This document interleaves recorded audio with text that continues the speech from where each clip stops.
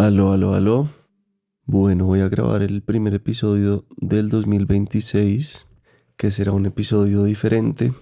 Puse por Instagram y en algunos grupos de WhatsApp en los que están los cómplices del topo, los oyentes fieles que le donan a este proyecto, en otro grupo de los miembros del taller que hicimos hace algunos meses también, el taller de entrevista. Les pedí que me mandaran las preguntas que tuvieran relacionadas con el topo y conmigo. Entonces, bueno, es un episodio que estuve procrastinando un montón. De hecho, solo mandar esas preguntas también lo pensé un montón. Me incomodaba, me daba miedo. No estoy acostumbrado a hacer este tipo de monólogos y de sentarme acá con un micrófono a hablar y ya. De hecho, es la primera vez que lo hago. He hecho los otros episodios como de viajes, del Camino de Santiago y el del viaje a la India. Pero bueno, esos los hago como día a día, simplemente como recapitulando lo que pasa. Entonces esto es algo nuevo. Llegaron muchas preguntas, como más de 60, entonces las agrupé y las sinteticé y bueno, descarté algunas también y vamos a ver cuántas alcanzo a responder. Así que eso es. Me incomodé, la verdad, lo que decía, es como un reto hacer esto, pero siento que también es un poco lo que necesitaba en el topo, salirme de la zona de confort, hacer algo diferente. Y bueno, aquí estoy, va a ser improvisado, simplemente tengo las preguntas acá enfrente y seré, bueno, lo más honesto y también lo más breve que pueda porque pues son muchas.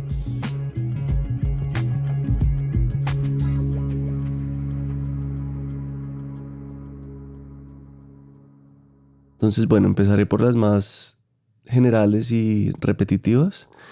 Una de ellas es ¿por qué decidiste comenzar este podcast y por qué se llama El Topo? Bueno, decidí comenzar a hacerlo porque trabajé en periodismo antes, estudié derecho, pero trabajé en periodismo desde mediados de la carrera y me empezó a gustar más el periodismo, me salía más fácil, me parecía más entretenido.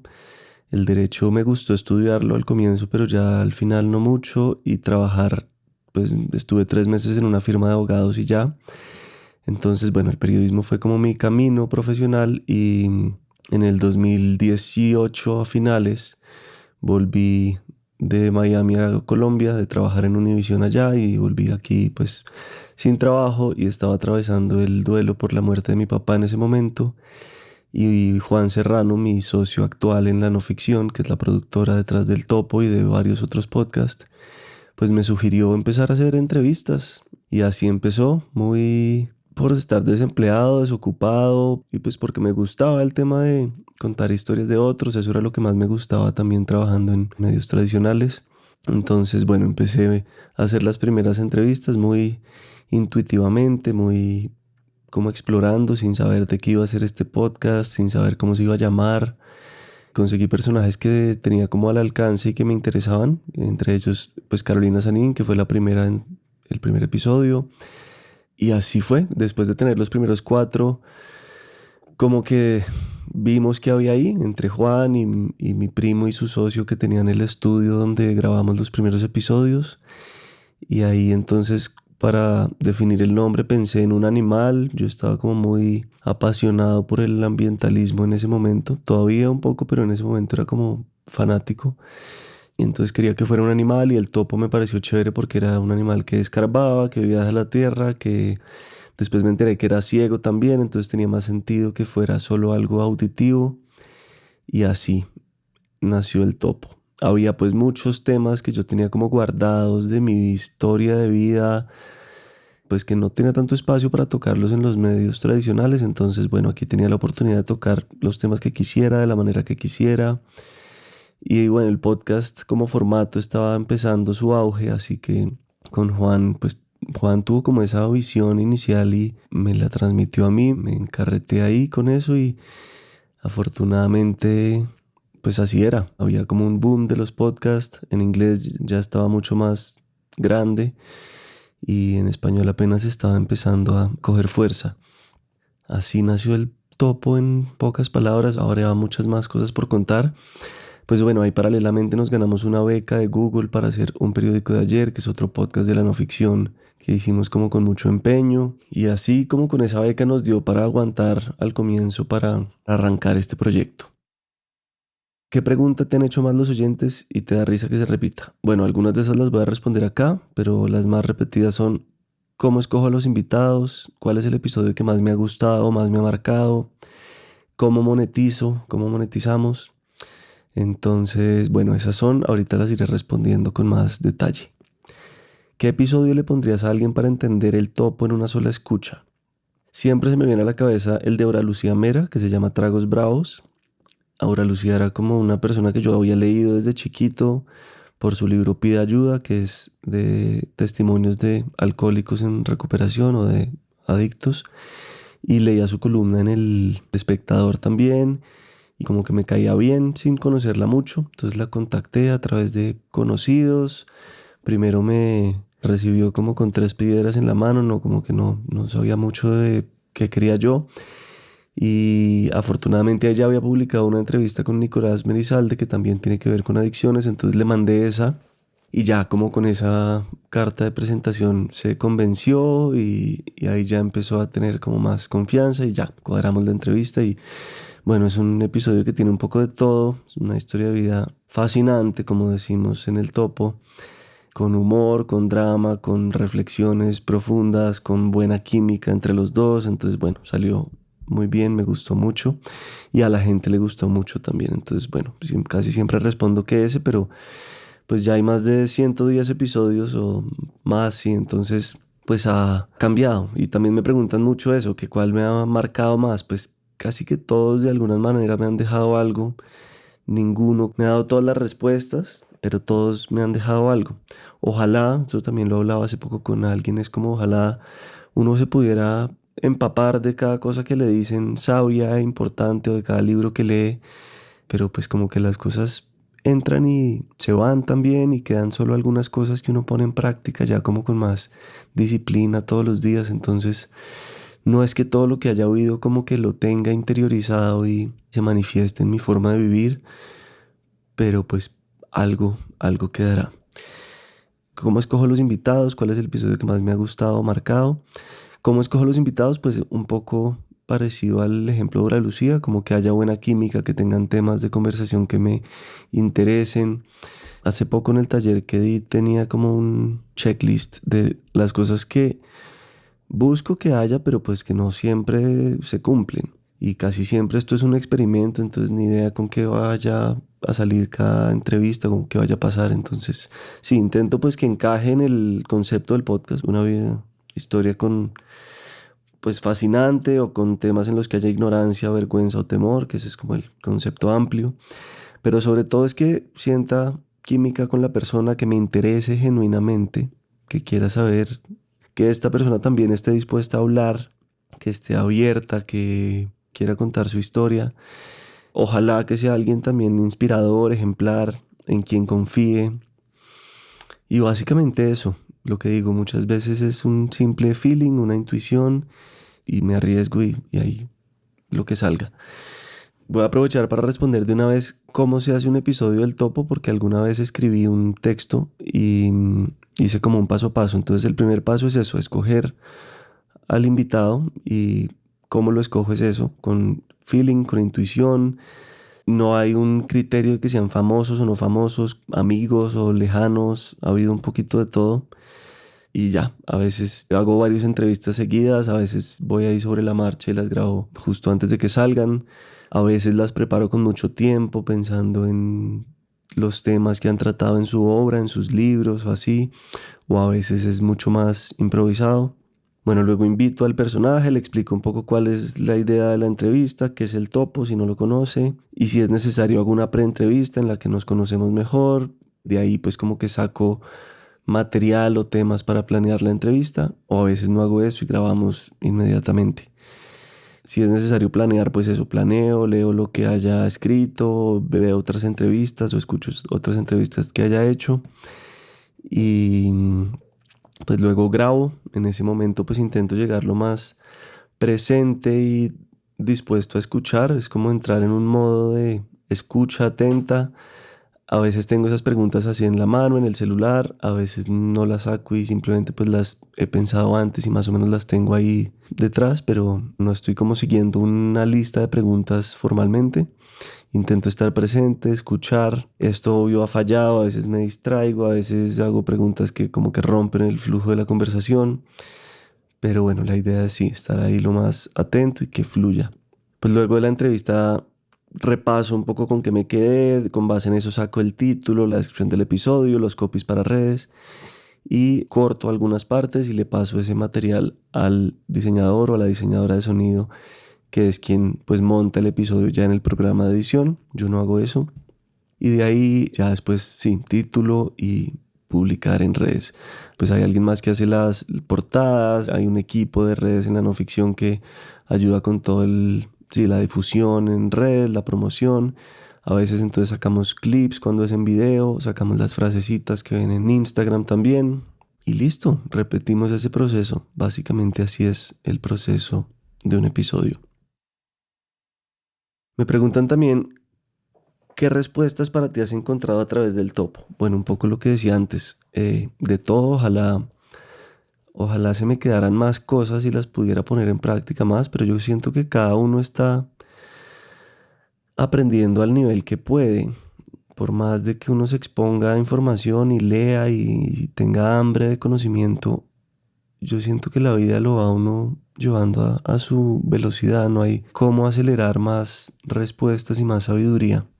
Pero entonces, pues claro, he encontrado cosas, no sabría puntualizarlas cada una, pero pues creo que lo que todos sabemos, estar presente, creer en uno, aceptar las emociones, saber que hay días buenos, malos, que a veces creemos tener todas las respuestas y a veces no tenemos ninguna, que todos estamos en esto, pero que también cada quien es un individuo único. Sí, son los mensajes que se me ocurren ahora aquí en caliente. ¿Cómo te ha cambiado a ti como persona todos estos años haciendo el topo? Bueno, un poco lo mismo, ha sido un proceso continuo, con altibajos, continuo pero no lineal.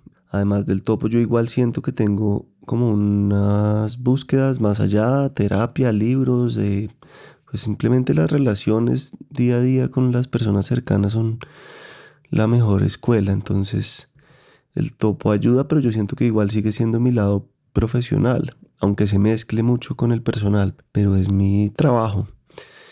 ¿Cómo ha cambiado el topo desde que empezó hasta hoy? Bueno, eso también me gusta y me parece difícil de responder, pero siento que se ha ido como ampliando. A veces la creatividad parece agotarse, pero yo creo que con que uno siga intentando y haciendo lo que sea nuevo, pues eso abre más y más puertas. Por ejemplo, esto que estoy haciendo acá es un nuevo intento de desbloquear la creatividad, de atreverme a hacer cosas nuevas sin saber el resultado.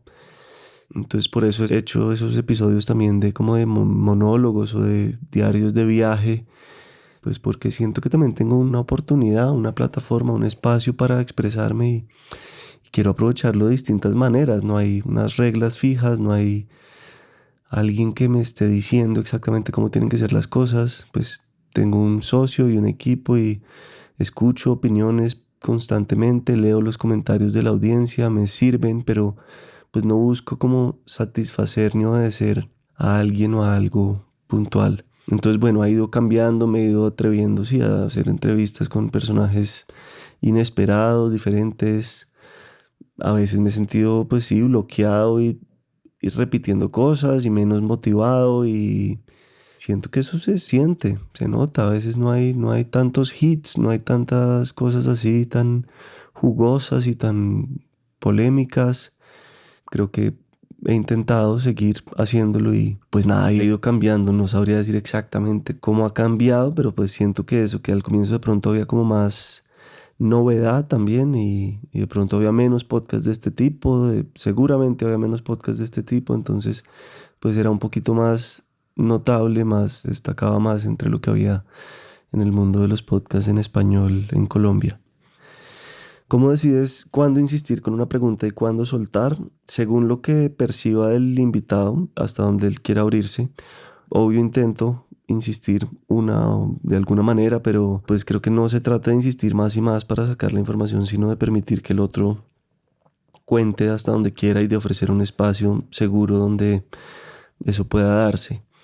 Por eso intento no preguntar demasiado, no hablar tanto, sino pues hacer pocas preguntas que permitan que el otro amplíe y hable lo que pueda y pues claro, conducir, guiar, volver a como encuadrar la conversación, pero no interrumpir tanto, como no meter tanto mis sesgos, mis intereses. Y bueno, eso es un poquito lo que intenté transmitir en el curso de entrevista, en el taller de entrevista que hice el año pasado por primera vez. Fueron 4 módulos, eso como de cómo pensar un podcast, cómo planear la entrevista, cómo conducirla, la postproducción y la difusión en redes. Más o menos ese fue el programa.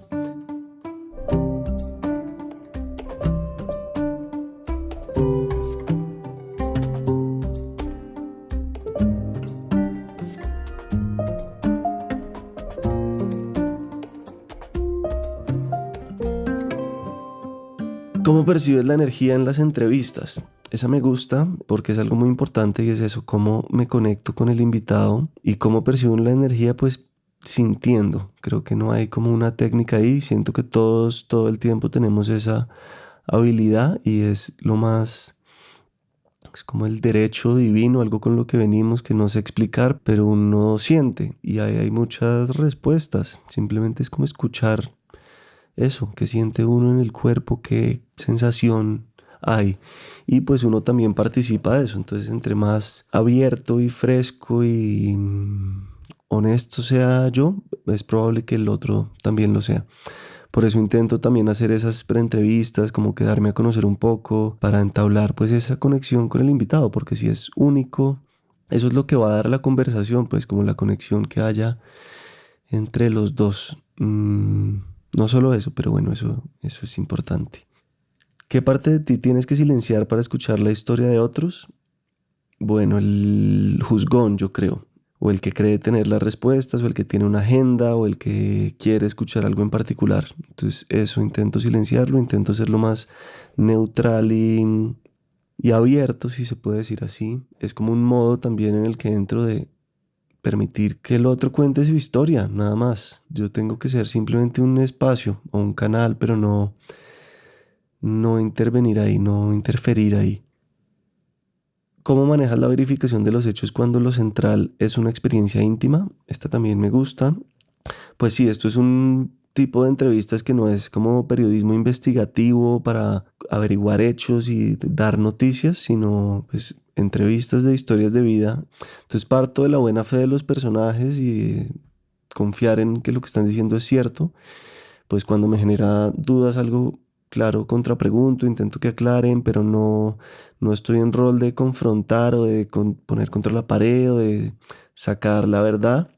Eso me ha costado, pues, porque ha habido entrevistas en las que la audiencia no le cree al entrevistado del todo, o pues el entrevistado puede que se equivoque o tenga mala memoria, o también tenga su agenda y, pues sí, todos hemos mentido, entonces, pues, no hay nadie a quien creerle ciegamente todo, pero bueno, pasa y sí intento ahí tener eso, un poco de resistencia crítica, pues, de cuestionar y de cuestionarme yo también.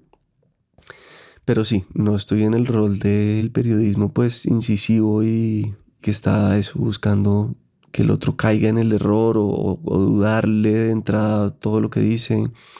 Sí, entonces pues parto de la buena fe y de la confianza en el otro.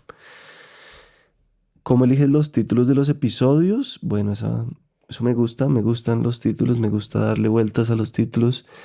Intento pues capturar la esencia del episodio y decir algo sintético y atrapante pero pues fiel a la esencia del episodio y lo hago, sí, una vez ya lo he escuchado una vez o después de pronto de la entrevista que quedo así como con las ideas principales dándome vueltas y saco algunas opciones, a veces pido opiniones del equipo, de gente, a veces ya tengo como claro cuál va a ser y así lo pongo. ¿Qué es para ti ser vulnerable en una conversación pública? Pues en una conversación que se publica, entiendo.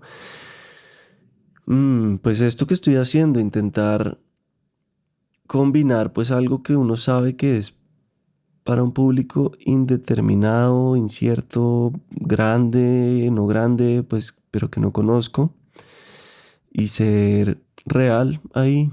Obvio, todos tenemos máscaras, sí, nos cuidamos la reputación y pues tenemos formas de ser frente a una u otra persona. Entonces acá, ante un público que no conozco, pues intento que salga lo que salga. Soy tímido, me da miedo un poco exponerme, no sé un poco a veces qué personalidad tener, pues, pero pues aquí voy, esta es la que sale. ¿Has dejado entrevistas inconclusas porque tú o el invitado no quisieron continuar? ¿Y por qué? Sí, ha habido algunas entrevistas, no muchas, que no se han publicado por distintos motivos, porque no quedo tan contento yo o el invitado con el contenido, porque me lo han pedido. Y sí, hubo una en la que también la cortamos antes de tiempo porque yo no estaba del todo preparado, la verdad, hice preguntas imprudentes o no muy bien planeadas por rellenar ahí el silencio, y eso lo tomó mal el invitado y me pidió no publicarlo. Esa ha sido una de las mayores metidas de pata, que esa es otra pregunta que me hacen a menudo. Entonces sí, ha habido algunas pocas que no han salido por diferentes motivos, y esta tiene que ver con eso. ¿Qué haces si después de publicar alguien se arrepiente o se siente expuesto? Pues un poco lo que me pide el invitado, intento respetar esa decisión. He bajado algunas, también pocas, una o dos entrevistas porque me lo han pedido. Entonces sí, intento como ahí, pues sobre todo eso, proteger, cuidar al invitado. ¿Cómo lees las críticas y comentarios al podcast y cómo las transformas en retroalimentación real? Pues las leo y las escucho y miro qué puedo hacer con ellas sin pretender satisfacer a todo el mundo, porque en casi todos los episodios hay gente a la que le gusta y hay gente a la que no, hay gente que dice que fue su favorito y hay gente al que dice que no le gustó. Claro, ha habido algunos episodios más celebrados y más elogiados, pero en casi todos hay alguien, eso, que me dice que es su favorito y hay alguien que me dice que no le gustó. Entonces, pues escucho, me gusta oír las opiniones de la gente, saber qué les gusta del podcast, qué episodio, por qué. Y así voy como teniendo en cuenta visiones, pero pues lo que digo, no hay una sola forma de saber qué hacer ni de satisfacer a todo el mundo. ¿Haces algún tipo de reflexión o retroalimentación personal después de cada entrevista? Más o menos, como decía antes, creo que se vuelve un poquito profesional, como digamos, entra en otra esfera de mi vida las entrevistas, entonces no es que, pues que al terminar de escuchar a alguien que tiene información valiosa, pues al día siguiente empiezo a poner en práctica lo que dice y lo como tomo como última palabra. Pero sí, algunas personas sí, algunos invitados pues han quedado como siendo más amigos, más cercanos, entonces pues vuelvo a hablar con ellos.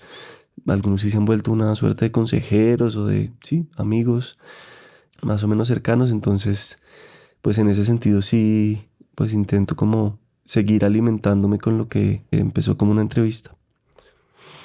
Y ahí como en esa misma línea, acá hay tres que son parecidas que voy a agrupar. ¿Qué respuestas para ti has encontrado a través del topo? ¿Cómo te ha cambiado como persona hacer el topo durante estos años?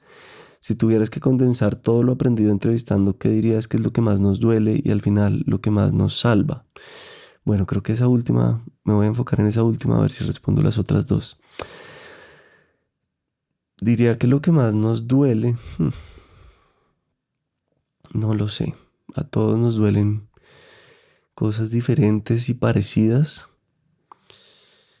y lo que más nos salva quizás es hablarlas y permitir que esas cosas nos atraviesen, más que encontrarles como solución o cómo evitarlas.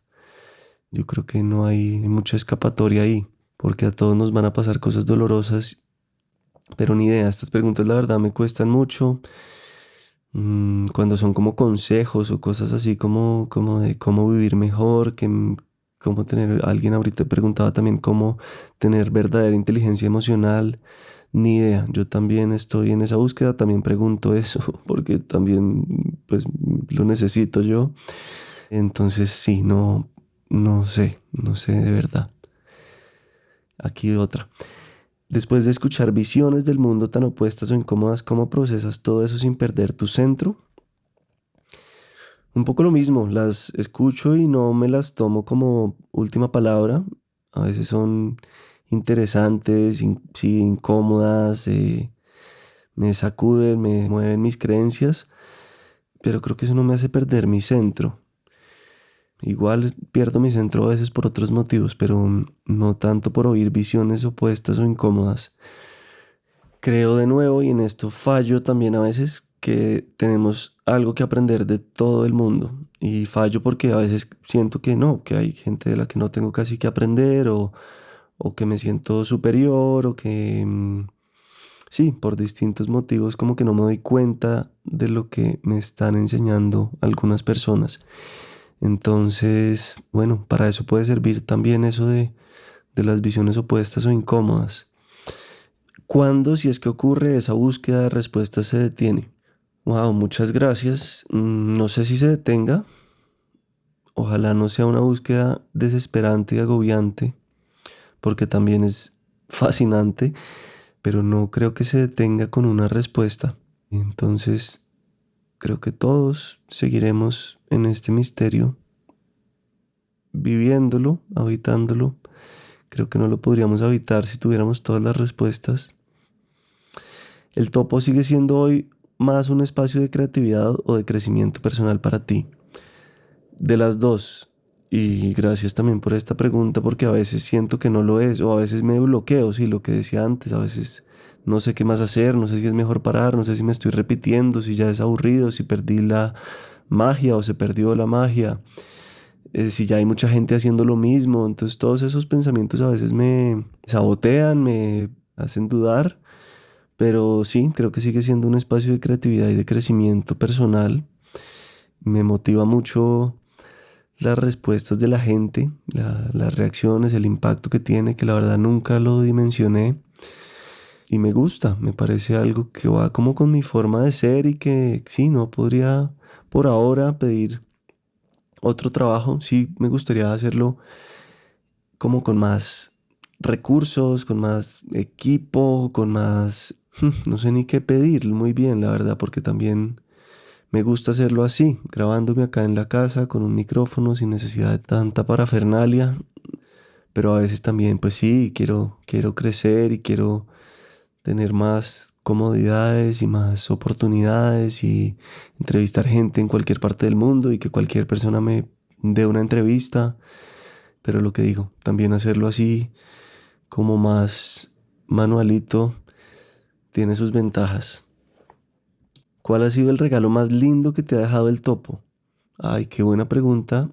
Y son muchos las personas que he conocido, la información a la que he accedido, las oportunidades, los viajes, los regalos que me llegan a veces de oyentes, de patrocinadores, de invitaciones a eventos o festivales o lo que sea así.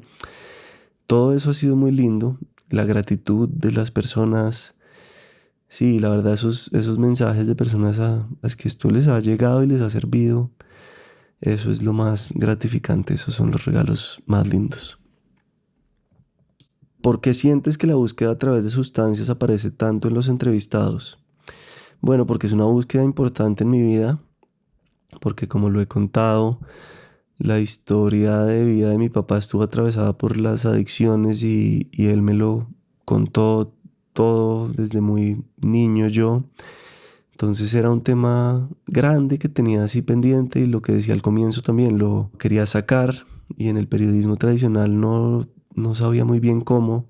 Entonces, pues por su historia de vida que nos marcó a todos en la familia y después también por mi experiencia y mis búsquedas con plantas sagradas, con psicodélicos, porque empecé a encontrar también otras respuestas y otras herramientas en eso y porque ha sido un camino, sí, fascinante, al que le tengo también mucho respeto y sí, mucho cuidado, pero que también me ha ayudado en momentos, y me ha dado lecciones muy amorosas y otras más fuertes, pero sí, ha estado ahí.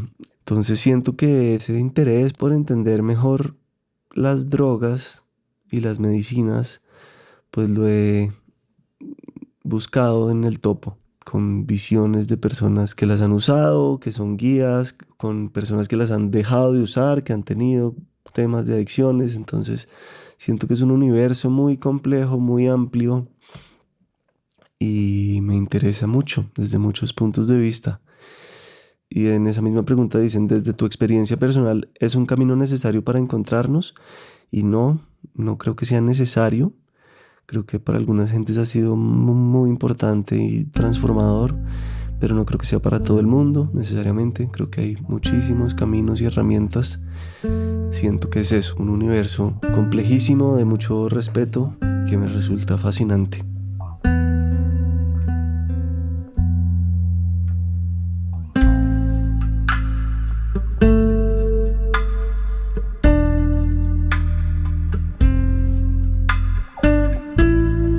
¿Cómo se monetiza el Topo hoy? Bueno, el Topo hace parte de la no ficción, que es una empresa pues que ya lleva 7 años, 8, y hacemos muchas otras cosas en la no ficción. Entonces se monetiza pues gracias a toda la operación de la no ficción.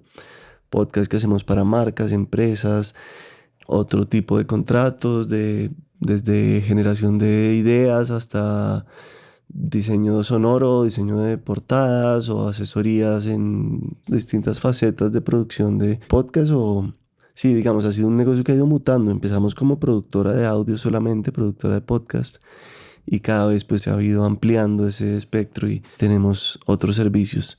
Hemos hecho podcast para plataformas también, en un momento para Spotify hicimos algunos. Entonces sí, digamos que se financia gracias a toda la operación de la no ficción, pero directamente el Topo pues se financia gracias a los patrocinios y a las donaciones de los cómplices y a la venta del merchandising que hacemos ocasionalmente. Entonces por eso también pedimos tanta ayuda por ese lado, pues porque si las otras áreas de la empresa no dan, pues el Topo tampoco tiene muy bien cómo subsistir. Ha habido etapas más estables, otras menos, pero bueno, afortunadamente hemos podido seguir haciéndolo. Eso me deja muy satisfecho y muy agradecido, y la verdad no me lo esperé. No tengo así como formación de empresario ni de emprendedor, y este ha sido un camino muy pues orgánico, improvisado. Y sí, casi siempre digo como que cómo se monetiza el Topo con todas las formas de Lucho. Cómo se monetiza la no ficción, lo mismo, pues como haciéndole un poquito a todo, sí, con estrategia, con pues algo de estructura, pero también con mucha intuición y pues incertidumbre, y permitiendo que aparezcan las oportunidades, pues buscándolas y también permitiendo que aparezcan. Sí, es una respuesta un poco todo y nada, pero es que así ha sido la verdad. Pues creo que al comienzo eso, con Juan, pues tuvimos la visión de los podcasts y la tuvo él antes que yo. Y pues yo con el Topo tuve eso como simplemente como una lanzada al agua de, bueno, hagamos algo diferente con los temas que me mueven. Algo con los temas que me mueven, ni siquiera diferente, pero yo me sentía diferente porque no tenía experiencia en hablar en radio, ni en ningún lado, ni en exponerme en redes. Entonces pues fue pues algo muy propio, sin mayores referentes, la verdad. Como me preguntan los invitados, ¿cobran por las entrevistas? No, nunca he pagado por una entrevista. He conversado con posibles marcas que quieren hacer una entrevista por encargo a alguien, y que esa sea pagada, pero aún eso no se ha dado. Entonces no, hasta ahora ningún entrevistado ha cobrado por las entrevistas. ¿Cómo eliges marcas aliadas para que no rompan el pacto con la audiencia? Pues no sé si haya un pacto con la audiencia tal cual, pero sí intento tener marcas que me resulten chéveres, que yo quiera promover, que sean afines a los valores, a la esencia, al tono. A veces las he buscado yo, a veces me han buscado a mí. Por cierto, siempre abiertos a esta conversación. Si tienen marcas, empresas, si saben de alguien, súper interesados en unir fuerzas ahí, porque pues eso es la verdad una parte difícil del negocio a veces, tener estabilidad ahí, como una alianza más grande, más estable. Ha habido algunas, eternamente agradecido con ellas, entre ellas, no sé, se me ocurre Alegra, que fue un patrocinador muy fiel mucho tiempo, pero no quisiera aquí seleccionar solo algunas porque tendré que dejar otras por fuera, pero bueno, ustedes las han oído. Gracias, gracias, gracias a cada una de las marcas que nos ha apoyado. Aprovecho de verdad para decirles que, pues que esto ha seguido gracias a ustedes. Entonces, bueno, siempre abierto a esa conversación también. ¿Cuáles han sido tus principales lecciones como emprendedor? Bueno, ahí la respondí ahorita. La incertidumbre, la verdad. Saber cómo seguir esto, cómo mantener una empresa, cómo pagar una nómina todos los meses y seguir creciendo y ojalá, sí, ser más estables. Eso es uno como de los mayores anhelos que tengo. Pero bueno, creo que en las empresas siempre está ese factor de incertidumbre y siempre, pues todo puede pasar y cambiar, pues. Entonces, nada, sí, quiero como más me gustaría tener ahí más estabilidad ahí, más ofrecer mejores condiciones para todos los empleados. em, y en eso estamos. ¿A quién te gustaría entrevistar que aún no lo hayas hecho? Bueno, esta también se repite mucho. Tengo una lista larguísima de invitados, algunos famosos y muchos no. Pero bueno, no, siempre ha habido algunos así como grandes que quisiera tener.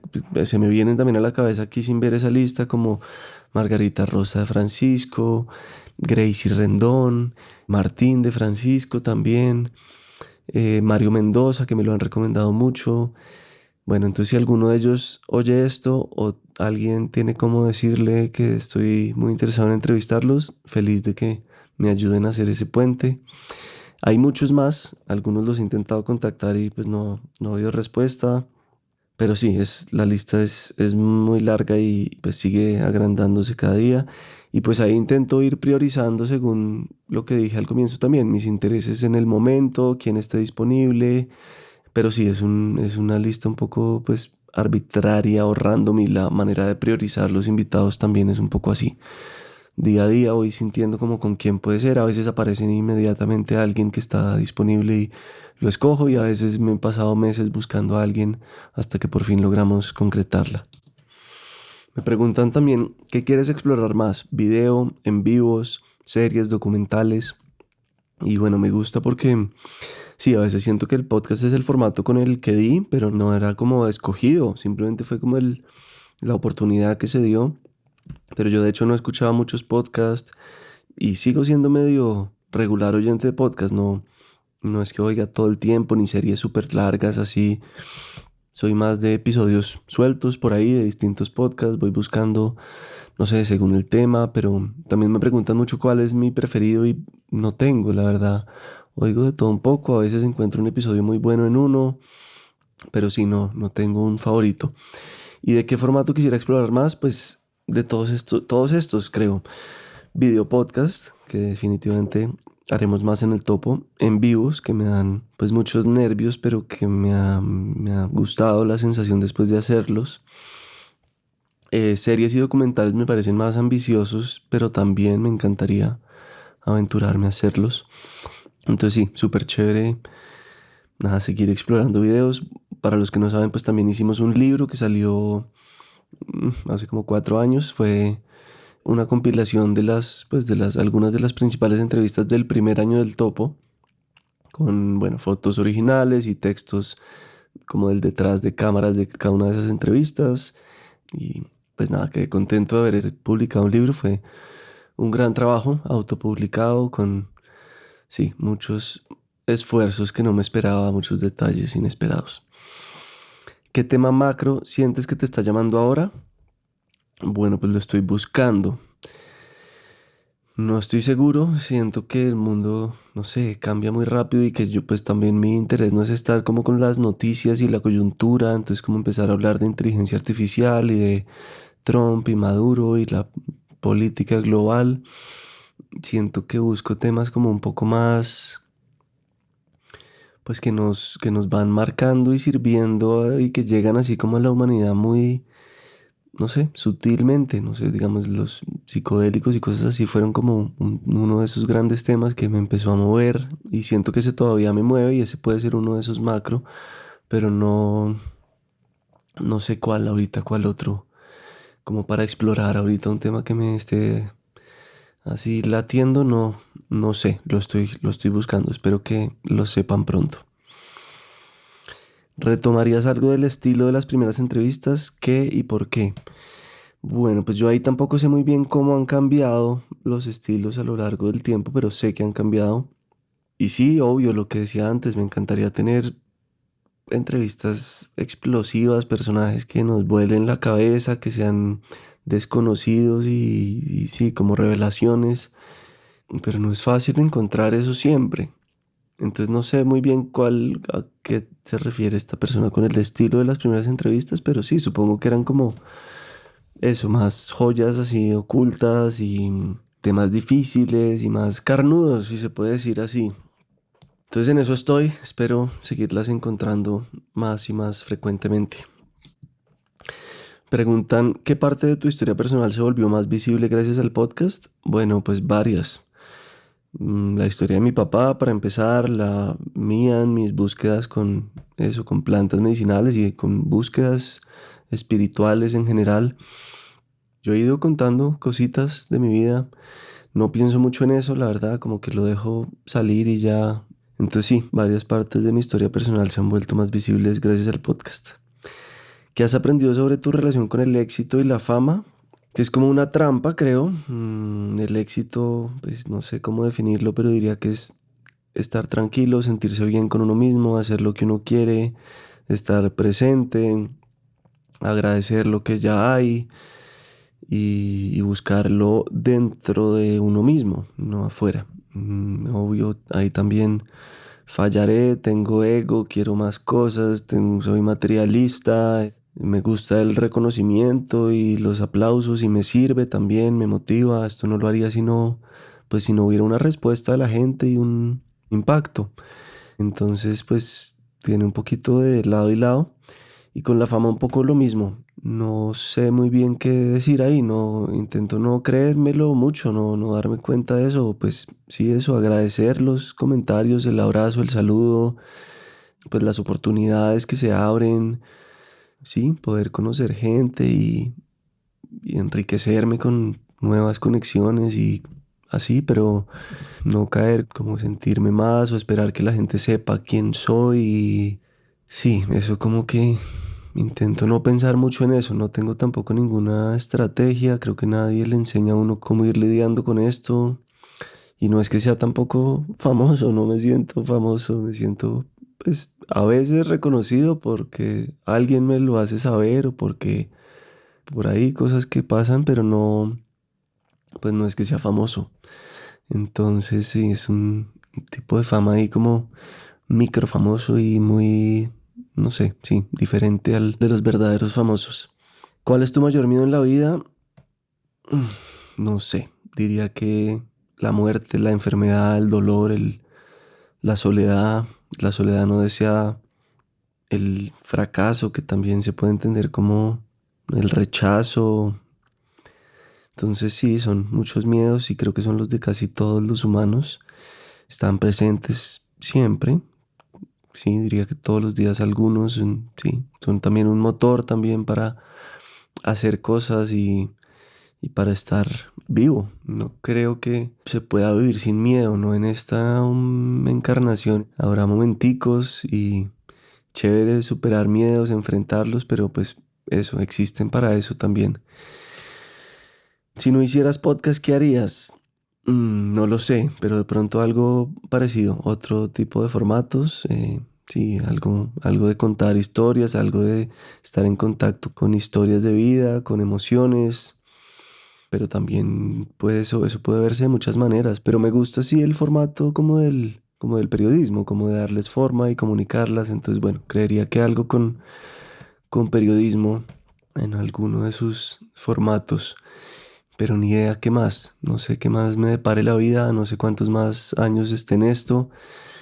Ojalá sean varios y lo estoy disfrutando, pero también chévere hacer más cosas y sí, explorar otras áreas de conocimiento, pero ni idea. Eso como que se lo dejo al destino.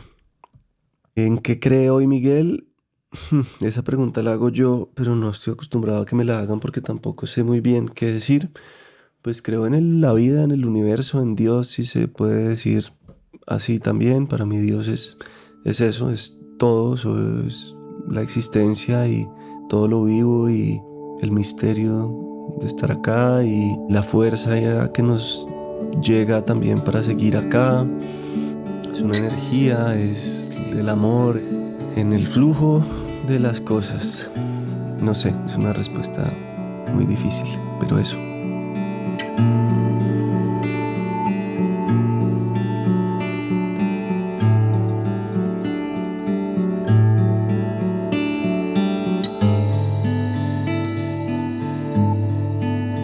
¿Qué has reflexionado sobre la paternidad y cómo la sientes hoy?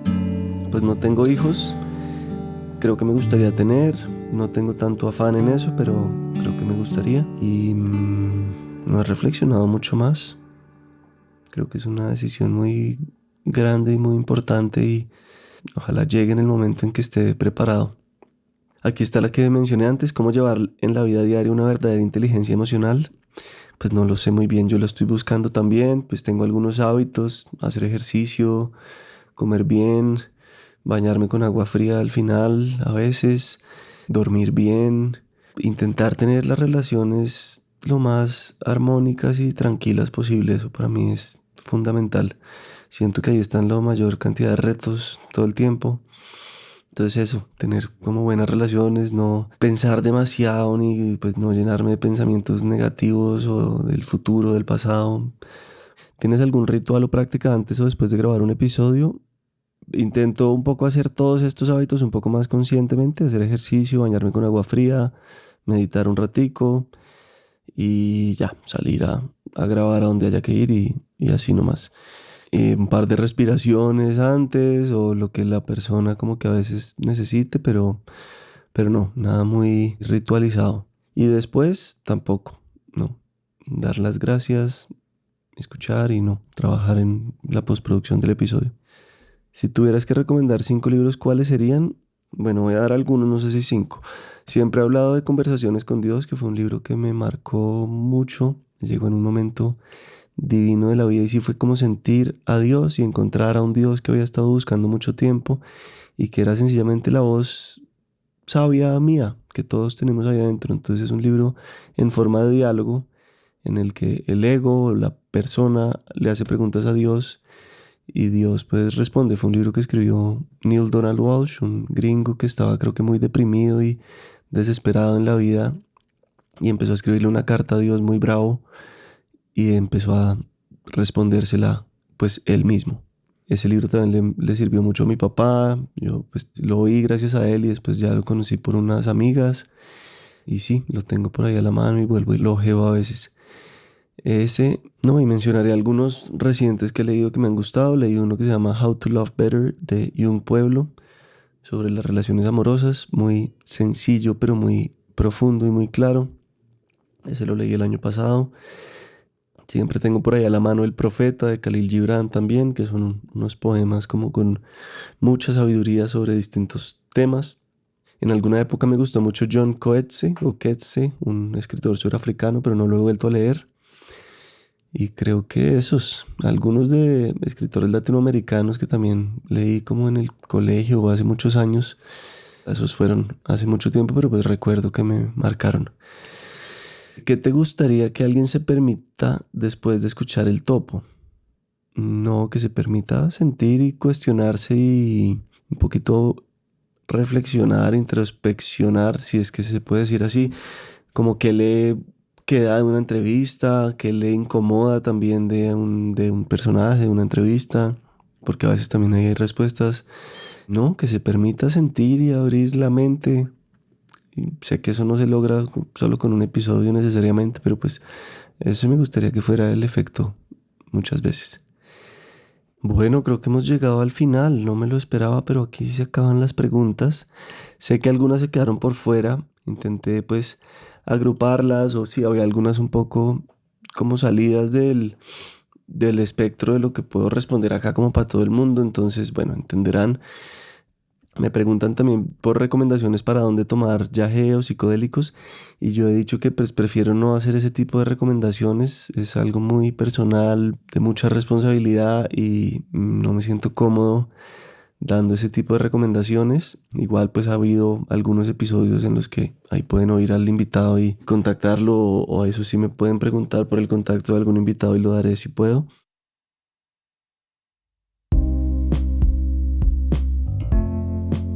Quiero hacer un agradecimiento especial al equipo de la no ficción y en particular a los que trabajan en el Topo, a Sara Barriga, que empezó hace poco en el equipo, a Shaken Moreno, que es la cabeza del equipo de redes actualmente, a Gabriela Rivera, a Jacobo Alarcón, que también están en el equipo de redes, bueno, a Valeria López, que también empezó hace poco en la no ficción, y bueno, a todo el resto del equipo de la no ficción que trabaja en distintos podcasts, a mi socio Juan Serrano, a Juan Camilo Hernández, que también trabaja en varios de los podcasts que he editado o supervisado, como Elemental y Qué Locura, a Mateo Uribe, que también trabaja en la no ficción en los podcasts que hacemos para marcas, en la no ficción agencia, les llamamos a esa división, a Divi Guzmán, que está también en toda la parte administrativa y financiera de la no ficción. Entonces sí, gracias a ellos esto puede continuar, funcionar también. Entonces muy agradecido con el equipo. Bueno, me faltó agradecerle a Pablo Restrepo, que va a ser el editor de sonido de este episodio y que ha sido el editor de los muchos últimos episodios del Topo desde hace un rato. Antes estuvo Valentina Fonseca, que fue también la diseñadora de sonido mucho tiempo en la no ficción. Entonces sí, gracias a todo el equipo, a Isabela Soto Vallejo, que hace las maravillosas portadas y las piezas de redes, de la mayoría que sacamos en redes. Por mencionar a alguien más que no se me pase, Karen Gómez, que también trabaja con Divi en la parte administrativa de la no ficción. Entonces bueno, acaban unos créditos más espontáneos, pero quería mencionarlos a todos. Entonces sí, un agradecimiento especial al equipo y a cada uno de ustedes. Si de verdad llegaron hasta acá, me siento muy honrado. Yo todavía no entiendo muy bien a qué horas terminé en estas, no sé muy bien, y eso me invade el síndrome del impostor de qué tengo para decir, habiendo tanta gente publicando tantas cosas y uno más aquí y ahí hablando y hablando, como que pues qué mérito tiene. Pero bueno, si están escuchando esto, se los agradezco de corazón. Muchas gracias por los buenos deseos y la buena energía. Si tienen más preguntas o comentarios, porfa déjenlos. Puede ser en los comentarios de este mismo episodio, que me sirve para futuros episodios así y para pues leerles y conocernos mejor. 1.000.000 de gracias por llegar hasta acá. Nos vemos la próxima.